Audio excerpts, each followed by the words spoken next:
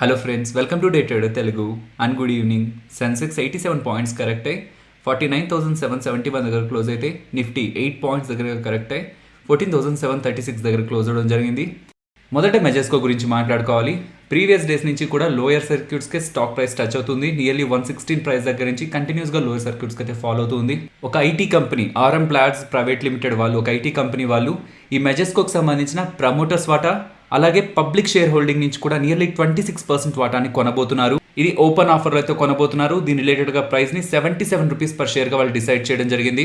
Promoters దగ్గర ఉన్న 14.78% వాటా, పబ్లిక్ దగ్గర నుంచి 26% దగ్గరగా మీన్స్ పబ్లిక్ దగ్గర నుంచి 74.43 లాక్ షేర్స్ ని కొనబోతున్నారని అప్డేట్ వచ్చేసరికి, కొంటున్న ప్రైస్ కూడా ప్రెసెంట్ ట్రేడ్ అవుతున్న ప్రైస్ కంటే ఎక్కువగా ఉండేసరికి అప్పర్ సర్క్యూట్స్ లో అయితే స్టాక్ ప్రైస్ లాక్ అవడం జరిగింది. ఈ స్టాక్ ప్రైస్ రిలేటెడ్ గా లిమిటేషన్ అయితే ఉంది. మీన్స్ వీళ్ళు ఒక బిజినెస్ అయితే ప్రెసెంట్ రన్ చేయట్లేదు. ఈ కంపెనీ ఆల్రెడీ తనకు సంబంధించిన ఇంపార్టెంట్ బిజినెస్ ని వేరొకరికి సెల్ చేసి దానికి సంబంధించి 974 రూపీస్ అరౌండ్ డివిడెండ్ ని షేర్ హోల్డర్స్ కి అయితే డిక్లేర్ చేయడం జరిగింది. అండ్ అగైన్ మెజెస్కో రిలేటెడ్ గా ఎటువంటి యాక్టివిటీ తీసుకోవాలనుకున్నా మెజెస్కో స్టాక్ అలర్ట్ అని ఒక వీడియో ఉంటుంది ఛానల్లో. ఈ స్టాక్ గురించి ఫర్దర్ గా తెలుసుకోవాలనుకున్నా ఈ వీడియోని మీరు గమనించవచ్చు. అండ్ ఈ స్క్రాపేజ్ పాలసీ రిలేటెడ్ గా మల్టిపుల్ అప్డేట్స్ వస్తున్నాయి కదా. సో ఈ స్క్రాపేజ్ పాలసీ రిలేటెడ్ గా ఎవరెవరికి లాభం ఉండడానికి పాసిబిలిటీ ఉందని ఐసిఐసిఐ డైరెక్ట్ అలాగే షేర్ ఖాన్ వాళ్ళు కొన్ని స్టాక్స్ అయితే పిక్ చేశారు. నెక్స్ట్ బ్లూంబర్గ్ లో అల్యూమినియం ప్రైజెస్ రిలేటెడ్ గా ఒక ఆర్టికల్ అయితే ఉంది. వీళ్ళు ఇక్కడ మెన్షన్ చేస్తున్నది గ్లోబల్ గా ప్రెసెంట్ అల్యూమినియం ప్రైజెస్ 2 ఇయర్స్ హైలో ఉన్నాయంటున్నారు. దీనికి కొన్ని రీజన్స్ ని కూడా వీళ్ళు ఇక్కడ మెన్షన్ చేశారు. ఇలా మెన్షన్ చేస్తూ ఈవెన్ ఫర్దర్ గా కూడా అల్యూమినియం డిమాండ్ అనేది ఎక్కువగా ఉండడానికి పాసిబిలిటీ ఉందని, సో దట్ ప్రైజెస్ కూడా ఇక్కడ నుంచి పెరగడానికి పాసిబిలిటీ ఉంటుందని ఈ ఆర్టికల్లో మనకి డేటా అయితే కనిపిస్తుంది. సో వీళ్ళు ఇలా డేటా పబ్లిష్ చేసిన తర్వాత ఈ అల్యూమినియం రిలేటెడ్ గా ఫర్దర్ రిలేటెడ్ డేటా ఉందని చూడడం స్టార్ట్ చేసిన తర్వాత ఇది నేను టెలిగ్రామ్ లో కూడా పెట్టాను. సో ఎలక్ట్రిక్ వెహికల్స్ రిలేటెడ్ గా అల్యూమినియం ఎక్కువగా యూజ్ చేస్తారని ఒక దగ్గర డేటా అయితే కనిపించింది. అండ్ ఈవెన్ ఇండియన్ రైల్వేస్ వాళ్ళు కూడా మోడర్న్ కోచెస్ ని అల్యూమినియం తో తయారు చేయడానికి పాసిబిలిటీ ఉందని, రాయ్బరేలో ఉన్న వాళ్ళ మ్యానుఫాక్చరింగ్ ఫెసిలిటీలో పనులు అనేది ఆల్రెడీ స్టార్ట్ అయ్యాయని, ఇది 2022 లోపు రెడీ అవుతుందని కూడా ఒక ఆర్టికల్ అయితే ఉంది. సో ఈ డేటా అంతా చెప్పి అల్యూమినియం స్టాక్స్ ఇక్కడ నుంచి పెరగబోతున్నాయి, సో కొనండి, బై చేయండి అని నేను సజెస్ట్ చేయాలని కాదు. వీళ్ళు అల్యూమినియం రిలేటెడ్ గా ఒక ఆర్టికల్ ని పబ్లిష్ చేశారు. దాని రిలేటెడ్ గా ఉన్న డేటాని నేను మీతో షేర్ చేస్తున్నాను. డొమెస్టిక్ గా ఇంటర్నేషనల్ గా కన్సంప్షన్ పెరిగితే ఏ స్టాక్స్ రిలేటెడ్ గా అడ్వాంటేజ్ ఉంటుందని మనం చూస్తే హిందాల్కో ఉంటుంది, దాని తర్వాత నాల్కో, దాని తర్వాత వేదాంతకు అయితే ఉంటుంది. ఈవెన్ ఈ మాన్ అల్యూమినియం లిమిటెడ్ కూడా ఈ అల్యూమినియం రిలేటెడ్ గా డిమాండ్ పెరుగుతుంటే వీళ్ళకి కూడా అడ్వాంటేజ్ ఉంటుంది.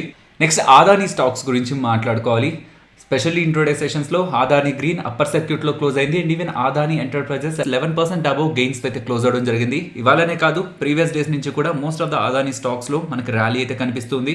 బట్ పర్టికులర్ గా ఈ 2 స్టాక్స్ రిలేటెడ్ గా మనకి ఇంపార్టెంట్ అప్డేట్స్ ఉన్నాయి, వాటి గురించి మాట్లాడుకుందాం. సింపుల్ గా ఉన్న ఆదాని గ్రీన్ అప్డేట్ గురించి మాట్లాడుకుంటే, ఆదాని గ్రీన్ కి సంబంధించిన సబ్సిడరీకి విండ్ పవర్ ప్రాజెక్ట్ రిలేటెడ్ గా లెటర్ ఆఫ్ అవార్డ్ అయితే లభించడం జరిగింది. దీని కారణంగా 300 మెగావాట్ ని ప్రొడ్యూస్ చేసే విండ్ పవర్ ప్రాజెక్ట్ ని వీళ్ళైతే ఎస్టాబ్లిష్ చేస్తారు. అండ్ దాని రిలేటెడ్ గా వాళ్ళకి నెక్స్ట్ 25 ఇయర్స్ కాను ఎంత చార్జ్ చేయాలనే దాని రిలేటెడ్ గా ప్రైస్ అనేది ఆల్రెడీ డిసైడ్ చేశారు. ఇతర కంపెనీస్ కి ఆదాని గ్రీన్ కున్న డిఫరెన్స్ ఇదే.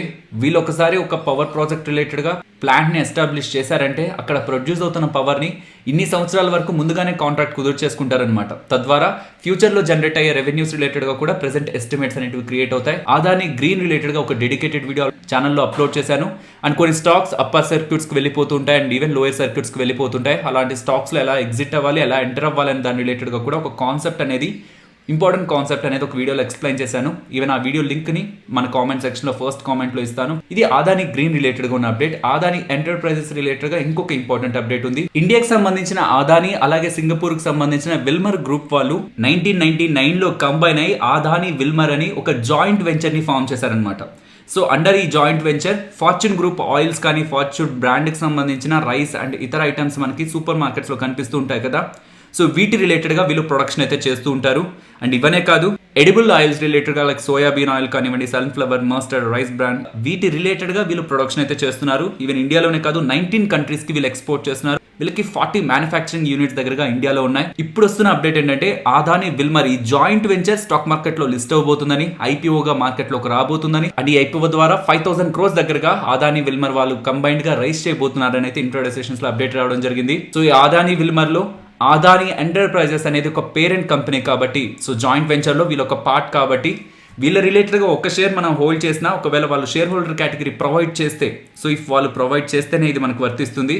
వాళ్ళు ప్రొవైడ్ చేస్తే ఈ ఒక షేర్ హోల్డ్ చేస్తున్న వాళ్ళు ఐపీఓలో షేర్ హోల్డర్ కేటగిరీలో అప్లై చేయొచ్చు కదా. అండ్ ఈవెన్ ఆ జాయింట్ వెంచర్ లో వీళ్ళు హోల్డ్ చేస్తున్న వాటా రిలేటెడ్ గా వాళ్ళు వస్తున్న వాల్యుయేషన్ ఒకవేళ ఎక్స్పెన్సివ్ గా ప్రీమియం గా మార్కెట్ లో లిస్ట్ అవడానికి వస్తుంటే అది ఆదాని ఎంటర్ప్రైజెస్ ఒక ఇంటర్నల్ వాల్యుయేషన్స్ ని కూడా పెంచుతుంది. కాబట్టి ఈ రెండు కారణాలతో అదాని ఎంటర్ప్రైజెస్ ఇంట్రాడే సెషన్స్ లో 11.56% తో గెయిన్స్ తో క్లోజ్ అవడం జరిగింది. అండ్ ఇలా మీరు ఐపీఓగా మార్కెట్ లో లిస్ట్ అవబోతున్నారా, మీరు అదాని గ్రూప్ కంబైన్డ్ గా ఉన్న ఎంటిటీ మార్కెట్ లో లిస్ట్ అవబోతున్నా అని బిల్మర్ గ్రూప్ వాళ్ళని మీన్స్ సింగపూర్ కి సంబంధించిన ఎఫ్ఎంసీజీ కంపెనీని అడిగితే ఖచ్చితంగా మేము మార్కెట్ లోకి వస్తామని అయితే ప్రెసెంట్ చెప్పలేమని అయితే వీళ్ళు అప్డేట్ అయితే ఇచ్చారు. యాజ్ ఆఫ్ నో దాని రిలేటెడ్ గా ఒక క్లారిటీ ఇవ్వలేమని బిల్మర్ గ్రూప్ వాళ్ళు అయితే అప్డేట్ చేయడం జరిగింది. నెక్స్ట్ రైల్టెల్ గురించి మాట్లాడుకోవాలి. వీళ్ళకి నియర్లీ 153 crores కి సంబంధించిన ఆర్డర్ సెంట్రల్ కోల్ ఫీల్డ్స్ దగ్గర నుంచి లభించిందని చెప్తున్నారు. ఈ ఆర్డర్ ఒక పీరియడ్ 5 years దగ్గరగా ఉంటుందని చెప్తున్నారు.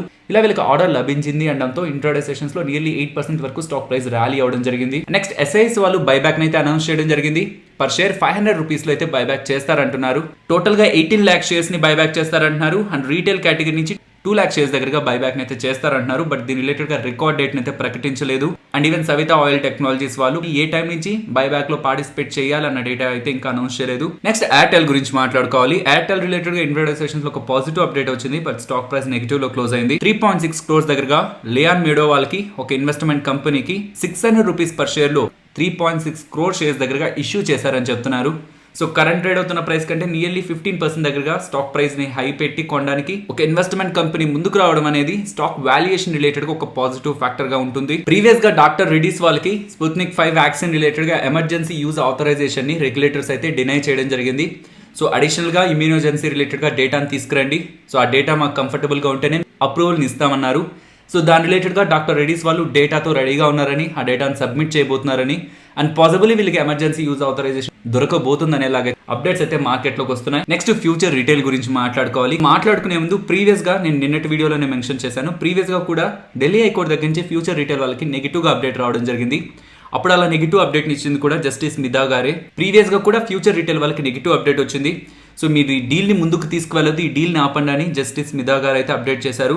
అండ్ అగైన్ డివిజన్ బెంచ్ వాళ్ళు ప్రీవియస్ గా జస్టిస్ మిదా గారు సింగిల్ జడ్జి ఇచ్చిన జడ్జిమెంట్ మీద స్టే విధించారనమాట. లేదు ఈ డీల్ రిలేటెడ్ గా మీరు ప్రాసెస్ ని కంటిన్యూ చేయండి డివిజన్ బెంచ్ అయితే ప్రీవియస్ గా అప్డేట్ ఇచ్చింది. సేమ్ సినారియో ఇప్పుడు కూడా రిపీట్ అవుతుంది. రీసెంట్ గా మనకి జస్టిస్ మిదా గారి ఫ్యూచర్ రిటైల్ రిలేటెడ్ గా డీల్ ని కొనసాగించొద్దు, అమెజాన్ వాళ్ళు ఎమర్జెన్సీ ఆర్బిట్రేషన్ ట్రిబ్యునల్ దగ్గర కేసును అయితే గెలిచారు, దాన్ని మీరు ఎందుకు ఫాలో అవ్వలేదు, ఫాలో అవ్వని దానికి గాను పెనాల్టీ పే చేయండి అండ్ మీ ఆస్తుల వివరాలను మాకు అందించండి, మీ ఆస్తుల్ని అటాచ్ చేయాల్సి ఉంటుంది, డీల్ ఇక్కడతో ఆపండి అనేలాగా జస్టిస్ మిదా గారు అగైన్ అప్డేట్ చేస్తే ప్రీవియస్ గా జరిగినట్టే డివిజన్ బెంచ్ వాళ్ళు జస్టిస్ మిదా గారు ఇచ్చిన తీర్పు మీద స్టే విధించారు. అండ్ నెక్స్ట్ హియరింగ్ వరకు ఈ స్టే ఉంటుందని చెప్తున్నారు. నెక్స్ట్ హియరింగ్ April 30 అని చెప్తున్నారు అనమాట. సో ఢిల్లీ హైకోర్టు రిలేటెడ్ గా నెక్స్ట్ హియరింగ్ April 30, బట్ దానికంటే ముందే మీన్స్ April 27 సుప్రీం కోర్టులో ఫ్యూచర్ రిటైల్ అలాగే రిలయన్స్ ఇండస్ట్రీస్ మధ్యలో జరుగుతున్న డీల్ రిలేటెడ్ గా హియరింగ్ అయితే ఉంది. సో ఆ పాయింట్ ఆఫ్ టైంలో అమెజాన్ వాళ్ళు కరెక్టా లేకపోతే ఫ్యూచర్ గ్రూప్ వాళ్ళు కరెక్టా అనేది సుప్రీంకోర్టు వాళ్ళు కానీ ఫైనల్ అప్డేట్ ఇవ్వగలిగినట్లయితే ఈ కేసు రిలేటెడ్ గా ఒక కంక్లూజన్ అనేది సుప్రీంకోర్టులో మనకి దొరుకుతుంది. ఇండియన్ రీటైల్ బిజినెస్ లో రిలయన్స్ ఇండస్ట్రీస్ కి ఒక టఫ్ కాంపిటీషన్ ని మీన్స్ ఉన్న పాసిబుల్ వేస్ అన్నిటిని కూడా ఆ వేస్ అన్నిటిలో కూడా అమెజాన్ వాళ్ళు ఫైట్ చేస్తున్నారని, బికాస్ ఈ రీటైల్ స్పేస్ రిలేటెడ్ గా కమింగ్ డేస్ లో ఎక్కువ గ్రోత్ ఉండడానికి పాసిబిలిటీ ఉంది ఇండియాలో. సో ఆ స్పేస్ ని అమెజాన్ వాళ్ళు కూడా ఎక్కువ క్యాప్చర్ చేయాలనుకుంటున్నారు కాబట్టి ఫ్యూచర్ రిటైల్ కి సంబంధించిన రీటైల్ ఆస్తుల్ని రిలయన్స్ ఇండస్ట్రీస్ కి వెళ్లకుండా వాళ్ళు డోర్ టు డోర్ ఫైట్ అనేది చేస్తున్నారనేలాగా మనకి బ్లూంబర్గ్ అయితే డేటా అయితే పబ్లిష్ చేస్తూ ఉంది. నెక్స్ట్ ప్రభాత్ డైరీ గురించి మాట్లాడుకోవాలి. వీళ్ళు స్టాక్ మార్కెట్ నుంచి డీలిస్ట్ అవ్వాలని ప్రయత్నిస్తున్నారు. అండ్ దాని రిలేటెడ్ గా NSE అలాగే BSE ఎక్స్చేంజెస్ దగ్గర నుంచి వీళ్ళకి అప్రూవల్ అయితే రావడం జరిగింది. వీళ్ళు ఇండికేటివ్ ప్రైస్ ని 100 rupees 41 paise గా అనౌన్స్ చేయడం జరిగింది. సో ఫ్లోర్ ప్రైస్ డిఫరెంట్ గా ఉంటుంది, ఇండికేటివ్ ప్రైస్ డిఫరెంట్ గా ఉంటుంది. అండ్ ఈ ప్రైస్ లోనే అమ్మాలని లేదు, షేర్స్ ని హోల్డ్ చేసిన వాళ్ళు ప్రమోటర్స్ కి వాళ్ళకి నచ్చిన ప్రైస్ లో స్టాక్స్ ని ఆఫర్ చేయొచ్చు. అండ్ అలా ఆఫర్ చేసిన తర్వాత యావరేజ్ ప్రైస్ అనేది ఒకటి వస్తుంది కదా, ఆ ప్రైస్ ప్రమోటర్స్ కి నచ్చితే ఆ ప్రైస్ ని షేర్ హోల్డర్స్ కి పే చేసి స్టాక్స్ ని కొనుక్కొని స్టాక్ మార్కెట్ నుంచి వాళ్ళు ఎగ్జిట్ అవుతారు. ఒకవేళ వాళ్ళకి నచ్చకపోతే ఈ డీలిస్టింగ్ ని క్యాన్సిల్ చేస్తారు. అండ్ ఈ IPOs ఒక గ్రే మార్కెట్ ప్రీమియం గురించి మాట్లాడుకోవాలి. కళ్యాణ్ జ్యువెలర్స్, సూర్యోదయ స్మాల్ ఫైనాన్స్ బ్యాంక్, క్రాఫ్ట్మ్యాన్ ఆటోమేషన్ అలాగే బార్బిక్యూ నేషన్ వీటి రిలేటెడ్గా గ్రే మార్కెట్లో డిమాండ్ అనేది చాలా వీక్గా ఉంది. సో వీటి రిలేటెడ్గా ప్రెసెంట్ యాక్టివ్గా ట్రేడ్స్ జరగట్లేదు కాబట్టి వీటి గ్రే మార్కెట్ ప్రీమియం అయితే మనం తెలుసుకోవడానికి మోస్ట్లీ ఛాన్సెస్ అయితే చాలా తక్కువగా ఉంటుంది. అండ్ మిగిలిన IPOs గురించి మాట్లాడుకుంటే అనుపమ్ రసాయన్ 13% దగ్గరగా లిస్టింగ్ గెయిన్స్ ఓపెన్ అవడానికి పాసిబిలిటీ ఉందని, and Lakshmi Organics 40% and Nazara technology 65% దగ్గరగా లిస్టింగ్ గెయిన్స్ ఓపెన్ అవడానికి పాసిబిలిటీ ఉందని ప్రెసెంట్ గ్రే మార్కెట్ లో ప్రీమియం అయితే రన్ అవుతుంది. నెక్స్ట్ నిఫ్టీ అలాగే bank Nifty support and resistance మాట్లాడుకుందాం ఫ్రెండ్స్. మోస్ట్లీ సేమ్ లెవెల్స్ ని కంటిన్యూ చేస్తున్నాను. బ్యాంక్ నిఫ్టీ రిలేటెడ్ గా ప్రీవియస్ ఫ్రైడే మీరు గమనించిన బ్యాంక్ నిఫ్టీ 33,360 అరౌండ్ వచ్చే సపోర్ట్ తీసుకుంది. అండ్ ఇవాళ అయితే 33,380 దగ్గరకు వచ్చే సపోర్ట్ తీసుకుంది. అండ్ నిఫ్టీ లెవెల్స్ ని ప్రీవియస్ వీడియోలో మాట్లాడుకునే లెవెల్స్ ని కంటిన్యూ చేస్తున్నాను. నెక్స్ట్ నిఫ్టీ ఆప్షన్ చైన్ గురించి మాట్లాడుకోవాలి. నిన్నటి వీడియోలో మనం ఏమనుకున్నాం, ఇన్ ద మనీలో కాల్స్ లో మనకి రైటింగ్ కనిపిస్తుంది. మీన్స్ ఈ రీసెంట్ టైమ్స్ లో వచ్చిన ర్యాలీ అనేది సస్టైన్ అవ్వదు, డౌన్ సైడ్ ఫాలో అవుతుందని కాల్ రైటర్స్ బిలీవ్ చేస్తున్నారు అనుకున్నామా.